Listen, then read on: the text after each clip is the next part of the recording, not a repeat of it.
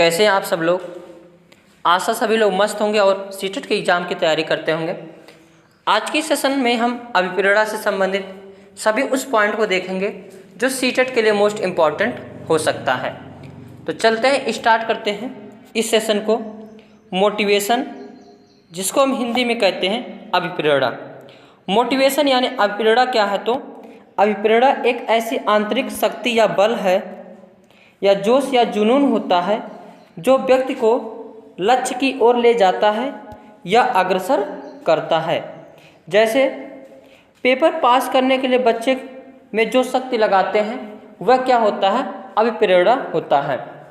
कि जैसे हम लोग भी सीटेट को एग्ज़ाम को क्रैक करने के लिए यूट्यूब चैनल पर बहुत सारे यूट्यूब चैनल को देख रहे हैं, सर्च मार रहे हैं और अपने अनुसार ढूंढ रहे हैं, क्वेश्चन देख रहे हैं कि जो है सीटेट पास हो जाए, उसके बाद नौकरी लग जाएगी, नौकरी के बाद लाइफ जो है सेटल हो जाएगी।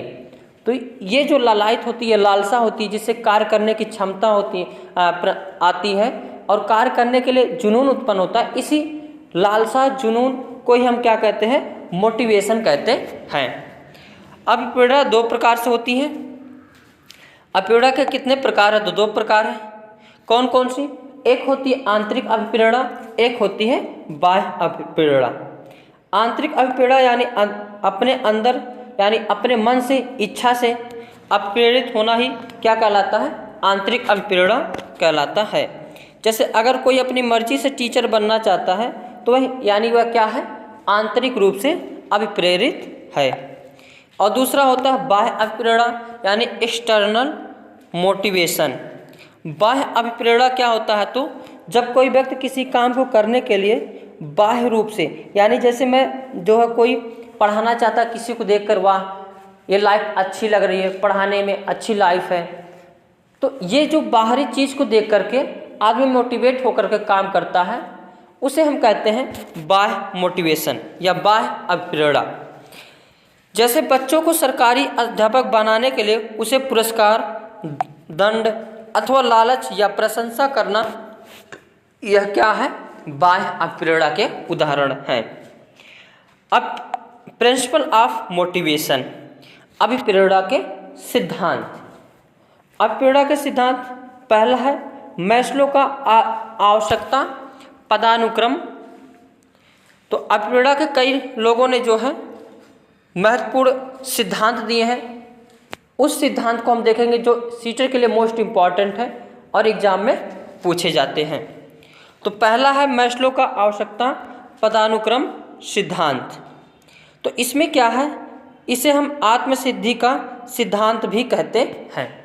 अब्राहम मैस्लो के आवश्यकता पदानुक्रम सिद्धांत को और किस नाम से जानते हैं? तो आत्मसिद्धि का सिद्धांत। इस सिद्धांत के प्रतिपादक अब्राहम मैस्लो यानी एच मैस्लो हैं और इन्होंने 1968 से 1970 में इस सिद्धांत को प्रतिपादित किए थे। मैस्लो के अनुसार हमारी 5 तरह की आवश्यकताएं होती हैं। प्रश्न यहाँ से पूछा जाता है और वो भी इम्पॉर्टेंट, हम अभी बताते हैं कैसे प्रश्न पूछा जाएगा। मैस्लो के अनुसार हमारी कितनी तरह की आवश्यकताएं होती हैं? तो 5 तरह की आवश्यकता होती हैं। कौन कौन सी? पहली है दैहिक आवश्यकता, दूसरी है सुरक्षा की मांग, तीसरी आत्मीयता की आवश्यकता, चौथी है सम्मान की आवश्यकता और पांचवी है आत्मसिद्धि की आवश्यकता। इसको हम इस फिगर से समझ सकते हैं अच्छी तरह से। अब्राहम मैस्लो साहब ने बताया कि जो है आवश्यकताएं मुख्य रूप से कितने प्रकार की है? 5 प्रकार से। और कोई भी काम किया जाता है मोटिवेट तभी होता है आदमी जब उसकी आवश्यकता होती है। इन्होंने बताया कि जो सबसे पहली स्टेज होती है शारीरिक ज़रूरत, यानी भूख, प्यास, सोना, सेक्स आदि, ये जो पहली आवश्यकता होती है शरीर की, उसे है अब्राहम मैस्लो ने क्या कहा है? तो शारीरिक ज़रूरत बताया है। उसके बाद दूसरी होती है सुरक्षा की ज़रूरत, यानी शारीरिक सुरक्षा, नौकरी, संसाधन, स्वास्थ्य, प्रॉपर्टी, इन सब की ज़रूरत को हम क्या कहते हैं? सुरक्षा की ज़रूरत। किसके अनुसार? अब्राहम मैस्लो के अनुसार। तीसरी इन्होंने बताया कि तादात्म्यता या संबंध यानी दोस्ती, परिवार, जीवन साथी, ये सभी तीसरे स्टेप में आते हैं अब्राहम एच मैस्लो के अनुसार। तीसरी आवश्यकता होती है तीसरे स्टेप की। और चौथी आवश्यकता होती है आत्मसम्मान की, यानी इसमें बालक स्वविश्वास, उपलब्धि, दूसरों का सम्मान, दूसरों से सम्मान आदि ये सभी आवश्यकता जो होती है आत्मसम्मान की भी चौथी है। और पांचवी आवश्यकता है स्वप्रत्यक्षीकरण। इसमें क्या होता है कि अपने स्वयं को कैसे रिप्रेजेंट किया जाए समाज में, तो उससे संबंधित होता है। और ये कभी कभी सीरीज भी लगाने के लिए आ जाता है कि अब्राहम मैस्लो के अनुसार 5 तरह की जो आवश्यकताएं हैं उसको सीरीज में लगाओ। तो पहली दैहिक अवस्था, दूसरी सुरक्षा की मांग, तीसरी आत्मीयता की आवश्यकता, चौथी सम्मान की आवश्यकता और पांचवी आत्मसिद्धि की आवश्यकता। और इसमें अगर हम देखें तो जो शरीर की मांग होती है, पहली प्राथमिक मांग वह होती है दैहिक आवश्यकता। अगर आप छोटा बच्चा है, मतलब कोई भी छोटा बच्चा, उसको दैहिक सुरक्षा की पहली होती है। उसको थोड़ा सा बड़ा होगा तो सुरक्षा की मांग करेगा। अब घर द्वार, नौकरी ये सभी हो जाएगा तो सोचेगा मैं अपनी जो है लाइफ सेटल कर लूँ, यानी शादी विवाह कर लूँ, अपना घर बसा लूँ। घर बसाने के बाद फिर होता है सम्मान, समाज में अपना सम्मान चाहने लगता है, तो सम्मान के लिए कुछ कार्य करता है। और उसके बाद जो है अंतिम होती है स्वप्रत्यक्षीकरण। एक इस जो है जैसे भगत सिंह थे, इन्होंने पूरे देश के लिए अपना जान बलिदान कर दिया। ये जो होती है जो है प्रत्यक्षीकरण के लिए अभिप्रेरणा। अगला देखते हैं मूल प्रवृत्ति का सिद्धांत। मूल प्रवृत्ति का सिद्धांत किसने दिया था? तो मैकडूगल महोदय ने दिया है। और इसका अच्छे से हमने डिस्कस एक वीडियो में किया, वहाँ से आप इसको देख सकते हैं। तीसरा है उपलब्धि अभिप्रेरणा का सिद्धांत। ये क्या होता है? तो इस सिद्धांत के प्रतिपादक या प्रतिपादन किसने किया? तो डेविड मैक्लीलैंड ने किया। और इसमें चुनौतीपूर्ण एवं कठिन कार्यों को संतोषजनक निपुणता प्राप्त करने की आशा ही उपलब्धि अभिप्रेरणा है। जैसे सरकारी नौकरी पाने के लिए मेहनत करना, क्योंकि इससे हमें अच्छी सैलरी और समाज में प्रतिष्ठा मिलती है। अगला अभिप्रेरणा का सिद्धांत है अभिप्रेरणा स्वास्थ्य सिद्धांत, यानी स्वास्थ्य के लिए भी जो है हम जो अभिप्रेरित होते हैं, मोटिवेट होते हैं, उसे कहते हैं अभिप्रेरणा स्वास्थ्य सिद्धांत। यह सिद्धांत किसने दिया था? तो फ्रेडरिक हर्ज़बर्ग ने दिया। और इसके अनुसार अगर बच्चा मेंटली और फिजिकली रूप से स्वस्थ है तो वह बच्चा इंटरेस्ट के साथ काम करेगा, लेकिन अगर वह अस्वस्थ है तो वह कार्य करने में इंटरेस्ट नहीं लेगा। हम लोग भी अगर देखेंगे जैसे बीमार रहेंगे तो कोई काम करने का मन नहीं करता, उसी प्रकार बच्चों में भी होता है। अगला है प्रोत्साहन का सिद्धांत। ये क्या है? प्रोत्साहन का सिद्धांत। पांचवा सिद्धांत है अभिप्रेरणा का प्रोत्साहन का सिद्धांत, प्रिंसिपल ऑफ इनकरेजमेंट। इस सिद्धांत के प्रतिपादक बाउल्स एवं कॉफमैन थे। कौन है? तो बाउल्स एवं कॉफमैन थे। इस सिद्धांत के अनुसार व्यक्ति किसी बाहरी उद्दीपक से प्रेरित होकर के क्या करता है? काम करता है। ये देखो तो जैसे बाह्य अभिप्रेरणा का होता है, उसी प्रकार यह जो कार्य करता है। अगला है मोटिवेशन, यानी मोटिवेशन का सिद्धांत, क्षेत्रीय सिद्धांत। एक किसने दिया है? तो क्षेत्रीय सिद्धांत कुर्ट लेविन महोदय ने दिया। और इन्होंने बताया कि व्यक्ति का व्यवहार उन सभी कारकों द्वारा प्रभावित होता है जो उसके क्षेत्र के वातावरण में उपस्थित होता है। अभिप्रेरणा के चक्र ये मोस्ट इम्पॉर्टेंट है। इस चक्र का कभी कभी सीरीज भी लगाने को आ जाता है कि जो अभिप्रेरणा का चक्र का क्रम इसमें से कौन सा सही है। तो पहला होता है आवश्यकता, यानी नीड। जब तक आपके अंदर किसी चीज़ की आवश्यकता नहीं होगी, नीड नहीं होगी, तब तक आप कोई भी कार्य नहीं करोगे। दूसरा है अंतर्नोद प्रबलन प्रेरणा।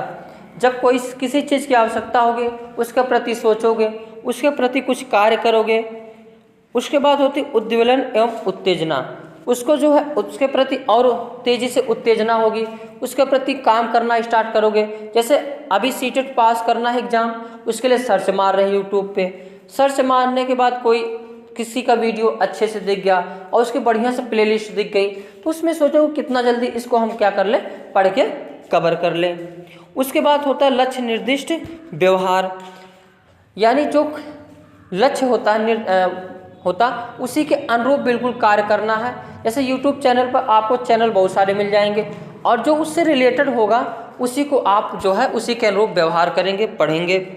उसके बाद उपलब्धि, जब व्यवहार करने के बाद एग्ज़ाम पास हो जाओगे, यानी उपलब्धि यानी उसको प्राप्त कर लोगे, उसके बाद क्या आने लगेगा, उद्वेलन यानी उत्तेजना में कमी आने लगेगी।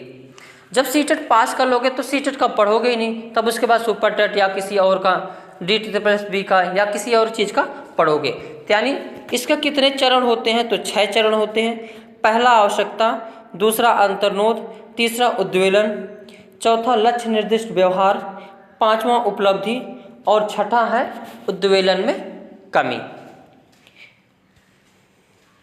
इस पर क्वेश्चन आधारित बहुत ज़्यादा इम्पोर्टेंट बनते हैं। तो आज का सेशन भाषा और चिंतन पर आधारित है, यानी लैंग्वेज एंड थिंकिंग। आज का सेशन वैसे तो एग्जाम्पल है ही, जो है एग्ज़ाम के लिए महत्वपूर्ण है ही, बल्कि अपने डेली लाइफ के लिए भी इम्पॉर्टेंट है। जो इस समय अपने गृहस्थ जीवन व्यतीत करने वाले होंगे, तो वह बच्चों को कैसे किस प्रकार से पाले, किस प्रकार से वो बच्चों को रखे कि उसका मानसिक विकास, उसका सामूहिक विकास, उसका सामाजिक विकास, उसका जो लैंग्वेज विकास, भाषा विकास कैसे ठीक हो जाए, उसके लिए भी जो है ये इम्पॉर्टेंट सेशन होने वाला है। तो भाषा क्या होता है, पहले देखते हैं। भाषा क्या है, तो अपने विचारों को दूसरे तक पहुंचाना ही भाषा कहलाती है। भाषा और विचार में गहरा संबंध होता है। भाषा संप्रेषण विचारों को एक दूसरे तक पहुंचाने का एक अच्छा साधन होता है। संप्रेषण क्या होता है, अपनी बातों का एक दूसरे के प्रति आदान प्रदान करना ही संप्रेषण कहलाता है। और संप्रेषण में हम अपने भाव को प्रकट करते हैं और अगला अपने भाव को प्रकट करता है। संप्रेषण के लिए भाषा की अति आवश्यक होती है। वही भाषा क्या है, तो अपने विचारों को दूसरे तक पहुंचाना ही क्या कहलाती है, भाषा कहलाती है। टाइप्स ऑफ लैंग्वेज, भाषा के प्रकार। भाषा के मुख्यतः 3 प्रकार होते हैं। कौन कौन से, एक मौखिक होता है, एक लिखित होता है और एक सांकेतिक होता है। मौखिक भाषा जो हम अपने बोलकर अपने विचारों का जो है आदान प्रदान करते हैं, उसे हम मौखिक भाषा कहते हैं। और वहीं लिखित भाषा की बात करें तो यानी राइटन, अपने विचारों को अगर हम लिख करके अपनी भावनाओं को, विचारों को व्यक्त करते हैं, तो वहाँ पर होती है लिखित भाषा। और वहाँ पे एक तीसरा भाषा के प्रकार होता है संकेतों, प्रतीकों या चिन्हों के माध्यम से अपने विचारों का आदान प्रदान करना सांकेतिक कहलाता है। तो भाषा कितने प्रकार से है, 3, यानी अपने विचारों का आदान प्रदान 3 प्रकार से कर सकते हैं। पहला मौखिक है, दूसरा लिखित है और तीसरा सांकेतिक है। मौखिक भाषा का प्रयोग हम कहाँ पे करते हैं, तो स्टूडेंट और शिक्षक में करते हैं। जबकि लिखित भाषा का प्रयोग अपने लब को दर्शाने के लिए, यानी पहला जो लव लेटर लिखा जाता है उसके लिए हम प्रयोग करते हैं। सांकेतिक भाषा, लब की स्टार्टिंग जो होती है सांकेतिक भाषा से ही होती है। आँखों आँखों से प्यारी होता है, आँखों आँखों की नजर मिलने से दिल में उतरे जाते हैं। तो सांकेतिक भाषा में क्या होता है, अपने जो प्यार की स्टार्टिंग होती है, लव यानी लव का स्टार्टिंग जो होता है सांकेतिक भाषा से होता है। और उसी को जब हम दर्शाना रहता है तो उसको हम किस भाषा से दिखाते हैं, लिखित भाषा से दिखाते हैं। और जब ये दोनों लोग तैयार हो जाते हैं उसके बाद हम जो है मौखिक भाषा का प्रयोग करते हैं। भाषा का स्वभाव एवं क्रम। भाषा के स्वभाव एवं क्रम की बात करें तो मनोवैज्ञानिक क्रम ये मोस्ट इम्पॉर्टेंट है। कौन कौन सा, LSRW, इस ट्रिक को बिल्कुल याद रखना। इस ट्रिक से ही आप जो है एग्जाम में क्वेश्चन लगाए जाते हैं।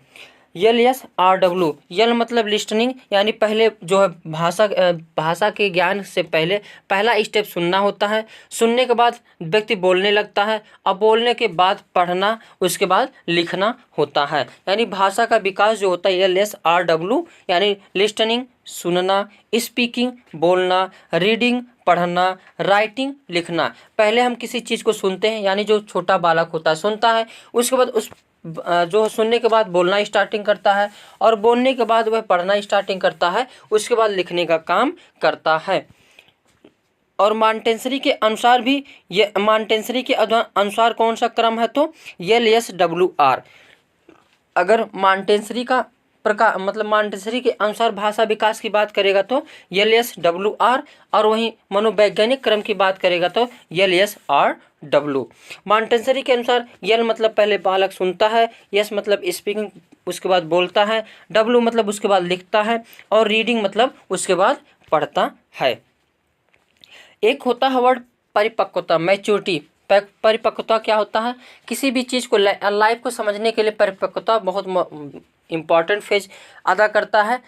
जिंदगी को समझना है तो परिपक्वता बहुत ज़रूरी है। परिपक्वता तभी आती है जब व्यक्ति को ठोकर लगता है। इसके पहले हमें कोई दिक्कत नहीं था, लेकिन जब हमें अच्छे से ठोकर लगा तो पूरे ज़िंदगी का लाइफ समझ में आ गया। तो परिपक्वता किससे आती है, तो मैं तो कहता हूँ कि ठोकर से आती है। परिपक्वता क्या है, किसी भी चीज़ का पूर्ण रूप से विकसित हो जाना परिपक्वता कहलाता है। यानी ज़िंदगी को कैसे जीना है, ज़िंदगी में कैसे सभी के साथ व्यवहार करना है, ये सभी चीज़ अगर सीख जाओगे यानी तुम्हारे अंदर ज़िंदगी जीने की परिपक्वता आ जाएगी।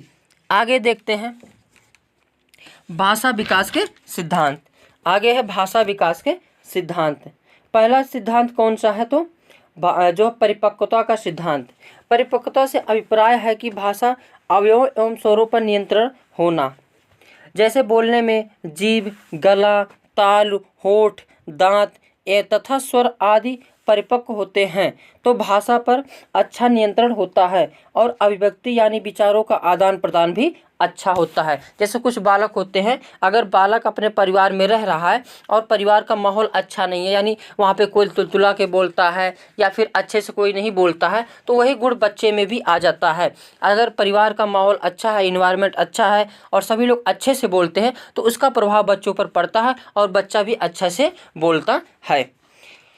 और दूसरा है अनुबंधन का सिद्धांत। अनुबंधन मतलब किसी वस्तु से जोड़कर बताना। अनुबंधन का सिद्धांत क्या है, तो जैसे शैशवावस्था में बच्चों को शब्दों की जानकारी मूर्त वस्तुएं जो मूर्त क्या होती है, तो जो दिखाई दे उसे हम मूर्त वस्तुएं कहते हैं, जो से जोड़कर यदि बच्चों को किसी वो चीज़ या वस्तु को दिखाया जाता है तो बच्चा जल्दी सीखता है। तो अनुबंधन यानी किसी चीज़ को संबंधित करके, जैसे स्किनर महोदय ने अनुबंधन के सिद्धांत से ही जो है अपनी थ्योरी दी थी, इसी प्रकार इसमें कहा गया है कि अनुबंधन से यानी बच्चों को जैसे छोटा आ पढ़ाना है तो छोटा आ दिखाते हैं मूर्त रूप में, आम पढ़ाना तो आम दिखाते हैं, बाल पढ़ाना तो बाल, बिल्ली पढ़ना तो बिल्ली। जो छोटे बच्चों की किताबें होती है उसमें देखना चित्र सहित होता है, तो इसीलिए इसमें क्या होता है, किसी चीज़ को रिलेट करके अगर बच्चों को पढ़ाया जाए तो वहाँ पर अनुबंधन होता है, अनुबंधन अच्छा होता है और मूर्त वस्तुओं को देखता है, जिससे बच्चा जो है किसी चीज़ को बहुत जल्दी सीखता है। उसके बाद अनुकरण का सिद्धांत यानी नकल करने का सिद्धांत। अनुकरण करना, जैसे कोई छोटा बालक होता है तो उसमें आप देखोगे उसको अनुकरण करने की शक्ति उसमें बहुत ज़्यादा होती है, वह किसी भी चीज़ को बहुत जल्दी अनुकरण कर लेता है। और अनुकरण करने के बाद अगर आप उसको एक थापड़ मारेंगे तो वो भी आपको एक चपाटा लगा देगा, आप चाहे जो भी, कोई दिक्कत नहीं हो सकता। और बालक जो होता है, जो भी चीज़ बड़बड़ाना, गर्जना, गुंजन, गर्जन, बड़बड़ाना, ये सब जो है 6 महीने के 9 महीने से स्टार्टिंग हो जाता है और बच्चे में भाषा का विकास धीरे धीरे होने लगता है। और भाषा का विकास जो है बच्चा जो अनुकरण के माध्यम से सीखता है। चौमस्की महोदय ने इनका मैंने एक वीडियो डिटेल में बनाया हूँ, वहाँ से आप देख सकते हैं। चौमस्की महोदय ने बताया कि बच्चे के अंदर एक लैड नामक डिवाइस पाई जाती है। कौन सी? लैड नामक डिवाइस पाई जाती है। लैड इसका फुल फॉर्म होता है लैंग्वेज एक्वाजिशन डिवाइस, यानी बच्चों के अंदर, उन्होंने बताया कि बच्चे के अंदर सार्वभौमिक व्याकरण उपस्थित होता है और बच्चों के अंदर एक जो है लैड नामक डिवाइस पाई जाती है। चौमस्की भाषा को जन्मजात मानते हैं, अर्थात बच्चे भाषा सीखने की क्षमता के साथ पैदा होते हैं, जैसे क्रिंदन, रोना और सांकेतिक आदि। भाषा के रूप में, भाषा के भाग रूप यानी पार्ट ऑफ लैंग्वेज, इसको देखते हैं। तो पहला होता है स्वनिम। स्वनिम क्या है? इसको हम इंग्लिश में कहते हैं फोनिम, जिसका स्वयं में कोई अर्थ नहीं होता, उसको हम क्या कहते हैं? स्वनिम यानी फोनिम कहते हैं। भाषा की सबसे छोटी इकाई यानी वर्ड स्वनिम कहलाती है। जैसे आ, का, जा, पा, छोटा आ, का, खा, ये सभी क्या है, स्वनिम होते हैं। रूपिम क्या होता है, मॉर्फीम जिसको इंग्लिश में कहते हैं, यानी शब्द का छोटा रूप रूपिम कहलाता है। जैसे पेन, कॉपी, राम, श्याम, मोहन, ये सभी अगर छोटा रूप है तो उसे हम रूपिम यानी मॉर्फीम कहते हैं। इसके बाद वाक्य विन्यास। वाक्य विन्यास क्या होता है, सेंटेंस अरेंजमेंट, यानी भाषा के नियम को वाक्य विन्यास कहते हैं। भाषा को उपयोग करने के नियम वाक्य विन्यास कहलाता है। जैसे कर्ता ने कर्म को करण से, अगर किसी भी चीज़ को व्याकरण के आधार पर सेंटेंस को जो है डिफाइन कर दिया जाए, लिख दिया जाए, उसी को हम क्या कहते हैं, वाक्य विन्यास कहते हैं। अर्थ विन्यास क्या होता है, तो वाक्य विन्यास में जो वाक्य दिया जाता है उनका अर्थ सही होना चाहिए, इसे हम क्या कहते हैं, अर्थ विन्यास यानी मीनिंग अरेंजमेंट कहते हैं। जैसे मोहन के पास पुस्तक है, इसका सही अर्थ है मोहन के पास है एक पुस्तक, इसका गलत अर्थ है, यानी अर्थ विन्यास मतलब उसका सही अर्थ निकलना चाहिए। आगे देख, इवैल्यूएशन और असेसमेंट। मेजरमेंट क्या होता है, तो मापन, नंबर के हिसाब से ही बच्चों की योग्यता निर्धारित करना ही मापन कहलाता है। जैसे 95 नंबर, 60 नंबर, 65 नंबर, 80 नंबर, मतलब जितना नंबर पाओ, नंबर के हिसाब से अगर आप मापन कर रहे हो तो वह क्या कहलाता है, मापन कहलाता है। और यह मात्रात्मक पहलू से संबंधित होता है। मात्रात्मक इसलिए कि पता चल जाता हाँ वह कितनी मात्रा में है, 80, 60, 95, 99 कितना है, तो मात्रा पता चल रहा है, यानी यह एक प्रकार का मात्रात्मक पहलू से संबंधित है। आकलन क्या होता है, यानी असेसमेंट, तो किसी के बारे में जानकारी इकट्ठा करने की प्रक्रिया आकलन कहलाती है। और यह टीचिंग लर्निंग प्रोसेस के दौरान निरंतर चलने वाली प्रक्रिया होती है। अब जैसे कोई बच्चा बालक है, वह पढ़ नहीं रहा, अच्छा से बोल नहीं रहा है, समझ नहीं पा रहा है, तो उसके बारे में जानकारी इकट्ठा करोगे, आखिर ऐसा क्यों हो रहा है, इसको डिसलेक्सिया तो नहीं है, डिस्ग्राफिया तो नहीं है, डिस्मोर्फिया नहीं तो नहीं है, डिस्थीमिया तो नहीं है, तो इसके बारे में जानकारी इकट्ठा करोगे कि इसको आखिर ऐसा क्या कारण है कि ये बढ़िया से पढ़ने में मन नहीं लग रहा है, पढ़ नहीं रहा है, आखिर कारण क्या है। तो किसी के बारे में जानकारी इकट्ठा करना आकलन कहलाता है। आकलन दो प्रकार से होता है, एक होता है रचनात्मक आकलन, एक होता है योगात्मक आकलन। रचनात्मक आकलन यानी फॉर्मेटिव असेसमेंट, और योगात्मक आकलन मतलब समेटिव असेसमेंट। जो रचनात्मक आकलन होता है ये पॉजिटिव टैगवर्ड के रूप में प्रयोग करते हैं, और योगात्मक आकलन जो होता है यह नेगेटिव टैगवर्ड के रूप में प्रयोग करते हैं। क्योंकि ये जैसे साल भर का में एक पेपर जो होता है, पेपर हो गया, छमाही का पेपर हो गया, तिमाही का पेपर हो गया, ये सभी क्या होते हैं, तो योगात्मक आकलन के अंतर्गत आते हैं। रचनात्मक आकलन क्या होता है, तो पढ़ाने के दौरान किया गया आकलन रचनात्मक आकलन कहलाता है। जैसे मैं आप सभी को पढ़ाते रहूं और बीच बीच में प्रश्न पूछते रहूं, तो यह क्या हो जाएगा, रचनात्मक आकलन यानी फॉर्मेटिव असेसमेंट होगा। और वहीं योगात्मक आकलन यानी साल के अंत में जो पेपर लिया जाता है, वार्षिक परीक्षा, छमाही परीक्षा या तिमाही परीक्षा जो लिया जाता है, वह योगात्मक आकलन के अंतर्गत आता है। जैसे अगर मैं ऑनलाइन लाइव पढ़ाता हूँ तो बार बार मतलब अगर क्वेश्चन पूछ रहा हूँ, पुटअप कर रहा हूँ, तो रचनात्मक आकलन के अंतर्गत होगा।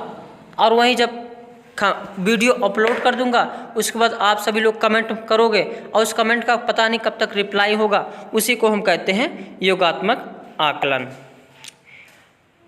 और आकलन जो है, एक होता है असेसमेंट ऑफ लर्निंग, एक होता है असेसमेंट फॉर लर्निंग, एक होता है असेसमेंट एज लर्निंग।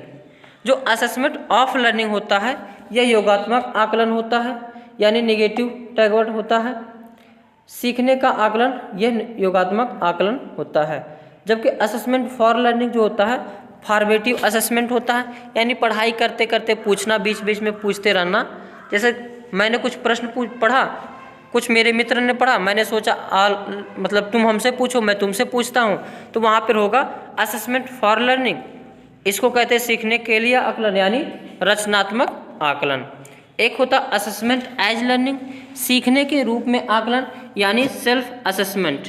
जैसे मैं पढ़ रहा हूँ, पढ़ते पढ़ते मैंने सोचा लाओ देखते मैं कितना पढ़ा हूँ, तो खुद से अगर मैंने प्रश्न किया, खुद से उसका उत्तर निकाला, तो वह होता है assessment as learning. Assessment as learning मतलब खुद से पूछना, असेसमेंट फॉर लर्निंग मतलब मित्रों से पूछना, असेसमेंट ऑफ लर्निंग मतलब कई दिनों के बाद उसका आंसर मिलना, ये होता है। एक होता इवैल्यूएशन यानी मूल्यांकन। मूल्यांकन क्या होता है, तो किसी विषय, वस्तु, व्यक्ति आदि के गुण दोषों का विवेचन करके उसके संबंध में सही निर्णय करना मूल्यांकन कहलाता है। और यह मात्रात्मक एवं गुणात्मक दोनों होता है। इस चीज़ को याद रखना, मूल्यांकन कैसा होता है, मात्रात्मक एवं गुणात्मक दोनों होता है, जबकि मापन जो है केवल जो मात्रात्मक होता है। एक वर्ड देखने को मिलता है CCE, इसका फुल फॉर्म भी पूछ लिया जाता है और हिंदी भी पूछ लिया जाता है। तो कंटिन्यूअस कॉम्प्रिहेंसिव इवैल्यूएशन, सतत व्यापक मूल्यांकन। अब CCE क्या है, तो राष्ट्रीय शिक्षा नीति 1986 के अनुसार सतत और व्यापक मूल्यांकन, जिसमें मूल्यांकन के शैक्षिक और गैर शैक्षिक दोनों पहलू शामिल हो और जो शिक्षा की संपूर्ण अवधि के लिए हो, पर जोर देती है। यानी तुम्हारा जो CCE है, यानी देखो बालकों में क्या गड़बड़ी हो रही है और उसका तुरंत मूल्यांकन किया जाए और उसका तुरंत निवारण किया जाए। यह किसके के अनुसार लाया गया था, तो राष्ट्रीय शिक्षा नीति 1986 के अंतर्गत। जो कॉम्प्रिहेंसिव होती है वो दो प्रकार से होता है, एक स्कोलेस्टिक होता है, एक को स्कोलेस्टिक होता है। स्कोलेस्टिक जो होता है एकेडमिक यानी विद्यालय में होता है, और को स्कोलेस्टिक जो होता है नॉन एकेडमिक यानी खेल कूद, स्पोर्ट्स, इन सभी में होता है। ऑल ओवर डेवलपमेंट बराबर होता है, मतलब संपूर्ण विकास बराबर होता है। स्कोलेस्टिक प्लस को स्कोलेस्टिक यानी इसको विद्यालय में क्या सीख रहे हो और बाहर क्या सीख रहे हो, इन सभी का योग करके जो सीखे हो उसी को कहा जाता है विकास। और विकास कितने प्रकार से होता है, तो 3 प्रकार से, मेंटली, फिजिकली, सोशली, और एक और भी होता है फिजिकली यानी शारीरिक। किसी भी बालक का विकास करना हो तो मेंटली, फिजिकली और सोशली, उसके बाद शारीरिक भी होना आवश्यक है। अगर शरीर का विकास नहीं हो पाएगा फिर भी गड़बड़ है, मेंटल विकास नहीं हुआ फिर भी ठीक नहीं है, फिजिकल और सोशल यानी सभी, और मोरल, ये सभी जो विकास होने चाहिए। आकलन और मूल्यांकन क्या होता है, तो मूल्यांकन पठन पाठन प्रक्रिया का अभिन्न हिस्सा है। यह निरंतर चलने वाली प्रक्रिया है। आकलन और मूल्यांकन दोनों का उद्देश्य बच्चों की क्षमता, अनुभूति तथा अधिगम का मापन करना होता है। मूल्यांकन के द्वारा तीनों पक्ष यानी ज्ञानात्मक, भावात्मक और क्रियात्मक तीनों पक्षों का मूल्यांकन उद्देश्यों का मापन किया जाता है। मूल्यांकन में गुणात्मक तथा परिमाणात्मक दोनों ही प्रकार के निर्णय लिए जाते हैं। सारे पॉइंट इंपॉर्टेंट है, हर पॉइंट एग्जाम ओरिएंटेड है। आकलन की प्रक्रिया मूल्यांकन करने के लिए की जाती है, अर्थात आकलन मूल्यांकन के दौरान होने वाली प्रक्रिया है। मूल्यांकन पापा होता है और आकलन बेटा होता है। आकलन एक संक्षिप्त प्रक्रिया है और मूल्यांकन एक व्यापक प्रक्रिया है। मूल्यांकन का अर्थ मूल्य का अंकन करना, अर्थात किसी वस्तु का मूल्य निर्धारित करना क्या कहलाता है, मूल्यांकन कहलाता है। आकलन के बाद क्या आता है, तो मूल्यांकन आता है। इन सभी पॉइंट को ध्यान से बिल्कुल देखना, यहाँ से एग्जाम में जरूर देखने को मिलते हैं और हर बार देखने को मिलता है। मूल्यांकन में विशेषताएं कितनी होनी चाहिए, तो वैधता होनी चाहिए, विश्वसनीयता होनी चाहिए, व्यवहारिकता होनी चाहिए, वस्तुनिष्ठता होनी चाहिए और व्यापकता का गुण होना चाहिए। वैधता क्या होता है, इसको देखते हैं। इसको ध्यान से पढ़ना और इससे प्रश्न पूछे जाते हैं। वैधता यानी वैध मूल्यांकन वह होता है जो वास्तव में उसी बात का परीक्षण करे जिसके बारे में वह जानना चाहता है। जैसे आप ही सभी लोग अच्छे से सीटेट की तैयारी करना चाहते हो, तो मेरे YouTube चैनल पर अगर आए हो तो आप लोगों को पता चल रहा होगा, हाँ ये सब पॉइंट जो है एग्ज़ाम ओरिएंटेड है और इसको पढ़ करके हम एग्ज़ाम को पास कर सकते हैं। तो वैधता वही होती है जो हम चाहते हैं, अगर वास्तव में वही हो तब। विश्वसनीयता क्या होती है? विभिन्न परंतु एक जैसी परिस्थितियों में किसी प्रश्न, परीक्षण या परीक्षा का उत्तर पूर्णतः एक ही प्रकार का होगा तो ऐसा मापन विश्वसनीयता कहलाता है। जैसे मेरे वीडियो पर अगर विश्वास किए, पढ़े, एग्जाम दिए और जो मैंने बताया वही एग्जाम में सही आया और सही प्रश्न हुआ तो यहाँ पे विश्वसनीयता हो जाएगी। व्यवहारिकता क्या होती है? तो मूल्यांकन की एक प्रक्रिया लागत, समय और प्रयोग सरलता की दृष्टि से वास्तविक, व्यवहारिक और कुशल होनी चाहिए। यानी जो मूल्यांकन करते हो वह व्यवहारिक रूप से कुशल होना चाहिए।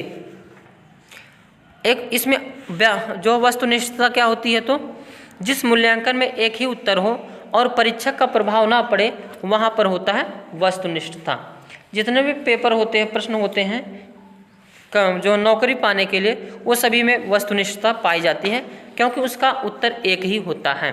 जैसे अगर कोई व्यक्ति निबंध लिख रहा है तो उसमें वह अपने हिसाब से कुछ भी लिख सकता है, एग्जामिनर कुछ भी सोच सकता है और कोई कुछ भी लिख सकता है, जबकि वस्तुनिष्ठता में एक ही उत्तर होता है, इसलिए वस्तुनिष्ठता होनी चाहिए मूल्यांकन में। व्यापकता, इसमें सारे गुणों का मापन होता है। मूल्यांकन में सभी गुण, फिजिकल, सोशल, मोरल और मेंटल, सभी का जो है करते हैं मूल्यांकन, इसलिए यह कैसी होती है? तो व्यापक होता है। समाजीकरण, समाजीकरण इम्पॉर्टेंट सेशन है सीटेट के लिए, सोशलाइजेशन। स्टार्ट करते हैं इस सेशन को। समाजीकरण क्या है?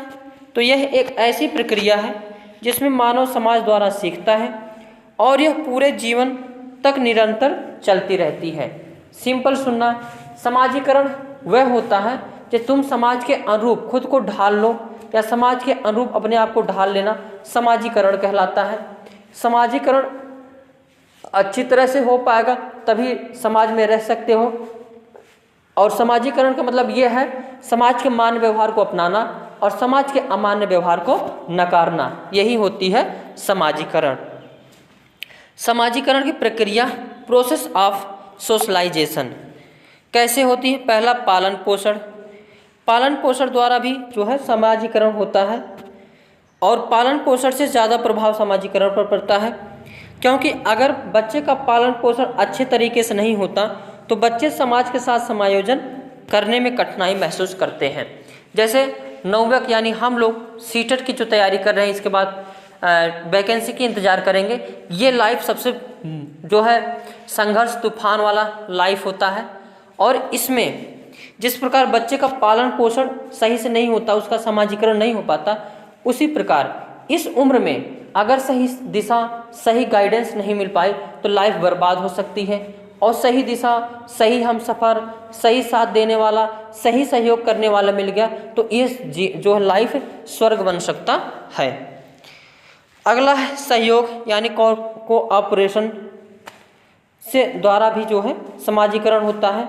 बच्चा समाज के सहयोग से ही समाज का हिस्सा बनता है।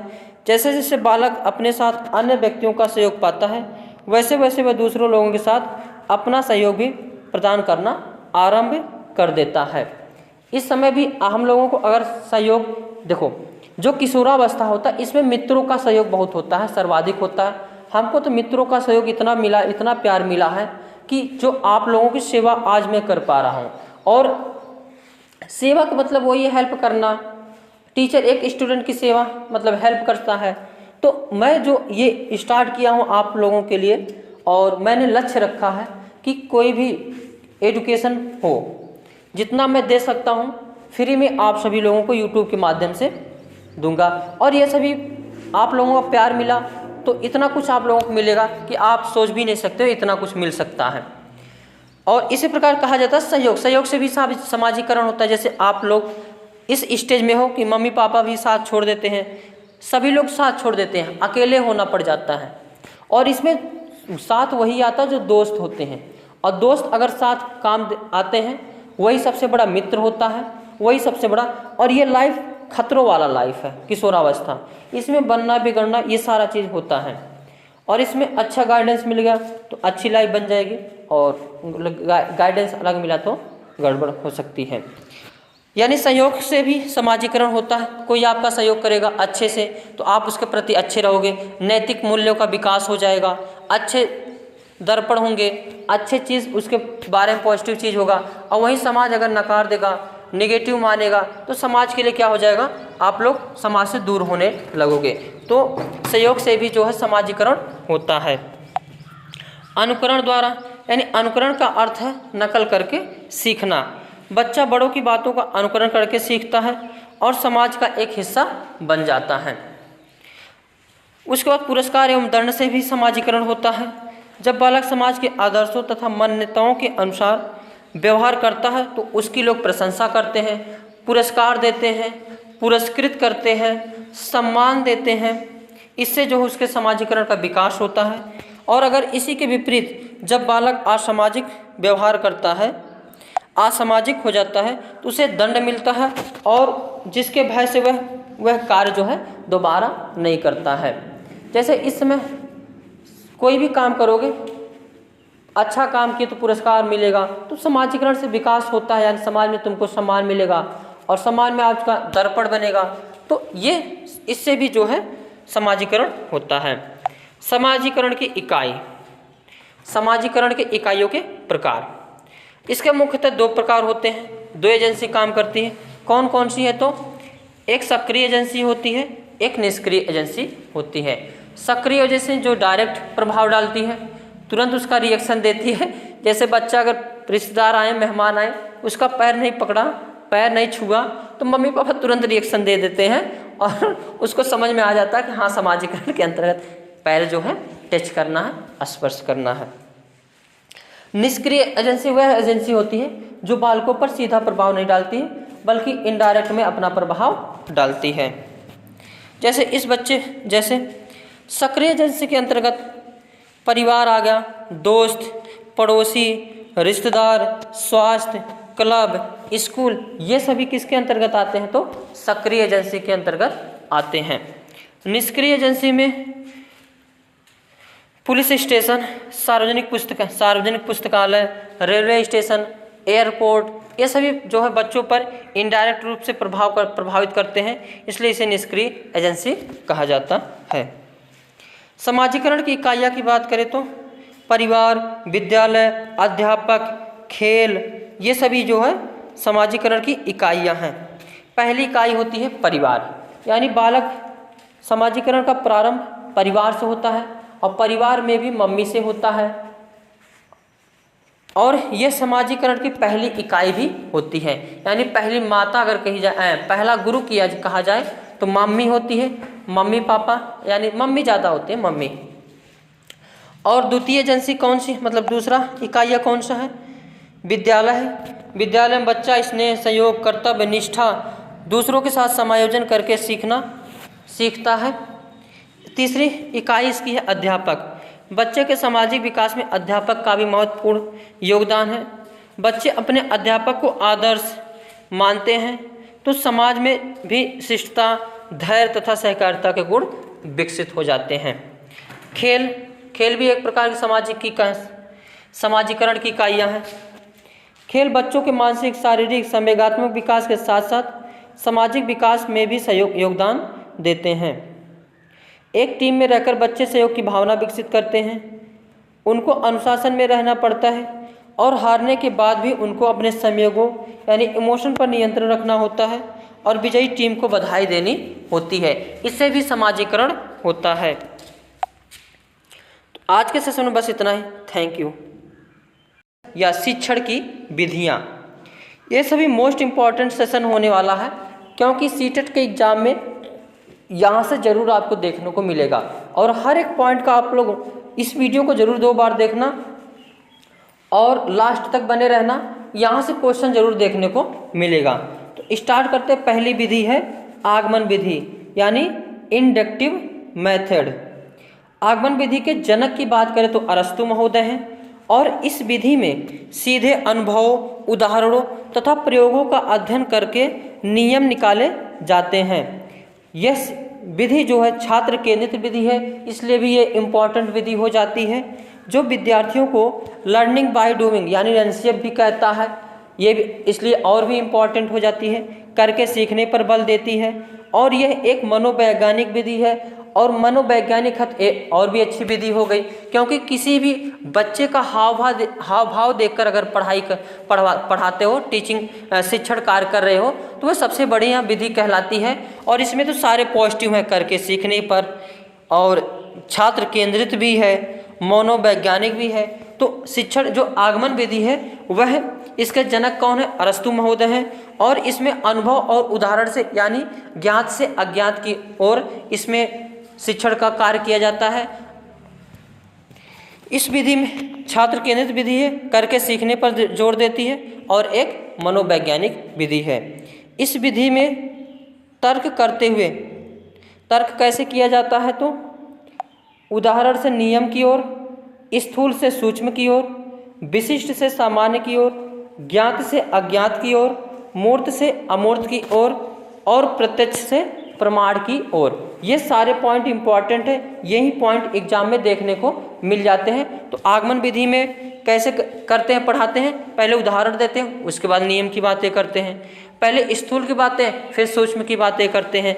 जैसे पूरा पेड़ दिखा देंगे आम का, फिर उसके एक एक फल या उसके बारे में चर्चा करेंगे, मीठा होता है, रसीला होता है, तो ये हो जाएगा आगमन विधि। दूसरी विधि है निगमन विधि। यह आगमन विधि का बिल्कुल विपरीत विधि होती है, और इस विधि के भी जनक कौन है? तो अरस्तु महोदय हैं। और इस विधि में सर्वप्रथम विद्यार्थियों को नियमों का ज्ञान दिया जाता है, जबकि आगमन में क्या था? पहले उदाहरण बताया जाता था। इसके पश्चात उदाहरण देकर इन नियमों को समझाया जाता है। और यह भी विधि कैसी है? तो शिक्षक केंद्रित विधि है, और यह विधि शिक्षक केंद्रित विधि है। इसमें सारे नियम सिखाया जाता है। और निगमन विधि आगमन विधि का ठीक विपरीत होती है। प्रश्न पूछा जाता है आगमन विधि का विपरीत कौन सी विधि है? तो निगमन विधि है। और इस विधि में प्रमाण से प्रत्यक्ष की ओर बातें करते हैं। कैसे? प्रमाण से प्रत्यक्ष की ओर, सूक्ष्म से स्थूल की ओर, यानी पहले छोटी चीज़ों के बारे में बताया जाएगा, उसके बाद बड़ी चीज़ों के बारे में बताया जाएगा। और पहले प्रमाण से प्रत्यक्ष की ओर, और सामान्य से विशिष्ट की ओर। यहाँ पे कन्फ्यूजन रहता है, विशिष्ट से सामान्य की ओर और सामान्य से विशिष्ट की ओर। तो याद रखना निगमन में क्या है? सामान्य से विशिष्ट की ओर है। और अज्ञात से ज्ञात की ओर, यानी पहले अज्ञात वस्तुएं बताई जाती हैं, उसके बाद ज्ञात वस्तुएं बताई जाती है। और इसमें नियम से उदाहरण की ओर आगे बढ़ते हैं। कैसे? तो पहले नियम बताया जाता है, उसके बाद उदाहरण दिया जाता है। दूसरी विधि है प्रोजेक्ट विधि। ये भी इम्पॉर्टेंट विधि है। प्रोजेक्ट विधि के जनक कौन है? तो किलपैट्रिक महोदय हैं। और यह विधि अनुभव केंद्रित होती है, और अनुभव पर आधारित, हस्तपरक पर आधारित, ये सब पॉजिटिव टैगवर्ड के रूप में भी होते हैं। और यह बालकों के समाजीकरण पर विशेष बल देती है। इस विधि में विद्यार्थी स्वतंत्र रूप से कार्य करता है एवं अपनी समस्याओं का हल अपने स्वयं के विचारों के आधार पर करता है। अगर बच्चे को अपने खुद के लिए करने के लिए उसको प्रोत्साहित करो, उसको करने को दिया जाए, तो यह पॉजिटिव के रूप में होता है। और इसमें जो है प्रोजेक्ट विधि में बच्चों को प्रोजेक्ट दिया जाता है, वह बच्चे स्वयं अपने हिसाब से करके ले आते हैं। इससे भी जो है बच्चों के लिए यह विधि अच्छी विधि मानी जाती है। और यह इस प्रकार शिक्षा देती है जिससे वे अपने जीवन की समस्याओं का भी समाधान कर सके। देखो, बालक के आगे प्रोजेक्ट विधि दी जाती है, यानी समस्या दी जाती है, और समस्या देने के बाद वह खुद ही सोचता है इसको कैसे इसका निवारण किया जाए। तो लाइफ में भी इसका प्रयोग मिलता है कि लाइफ में जो भी आती है, समस्याएं आती है, वह कैसे समाधान उसका किया जाए। इसी पर लॉरेंस कोहलबर्ग जो उनका था, क्या नाम, जो चिंपैंजी बंदर पर प्रयोग करके दिए थे, सूझ या अंतर्दृष्टि का सिद्धांत, उस पर भी आधारित यह होती है। और प्रोजेक्ट विधि एक बाल केंद्रित शिक्षा है, क्योंकि प्रोजेक्ट जो भी दिया जाता है बालक के अनुरूप ही दिया जाता है, और बालक अपने अनुसार ही उसका जो है आंसर करता है। इस विधि में विद्यार्थी सक्रिय व क्रियाशील रहते हैं। अब बालक को एक्टिव रखना है, पैसे तो रखना ही नहीं है, तो इसमें बालक कैसा होता है? एक्टिव होता है, और समूह में रहकर कार्य करना सीखते हैं। इससे उनमें आत्मविश्वास भी पैदा होता है। इससे उनमें क्या पैदा होता है? तो आत्मविश्वास भी पैदा होता है। अगली विधि है प्रत्यक्ष विधि। प्रत्यक्ष से पता चल रहा कि मतलब जो सामने हो, प्रत्यक्ष हो, दिख रहा हो, दिखाई दे रहा हो। इस विधि में बालक को बिना व्याकरण के नियमों का ज्ञान कराए भाषा सिखाई जाती है। जैसे एक होता है भाषा अधिगम, एक होता है भाषा अर्जन। भाषा अधिगम क्या होता है, इसमें बुक की सहायता लेनी पड़ती है, टीचर की आवश्यकता पड़ती है और इसमें व्याकरण का आवश्यकता पड़ता है। जबकि भाषा अर्जन में किसी कोई भी चीज़ की दिक्कत नहीं होती, किसी की आवश्यकता नहीं पड़ती है। इसी प्रकार प्रत्यक्ष विधि जो है भाषा अर्जन में ही सहायता करती है, यानी ऐसा माहौल क्रिएट कर दिया जाता है कि बच्चा खुद ही उस वातावरण में रह करके सीख लेता है।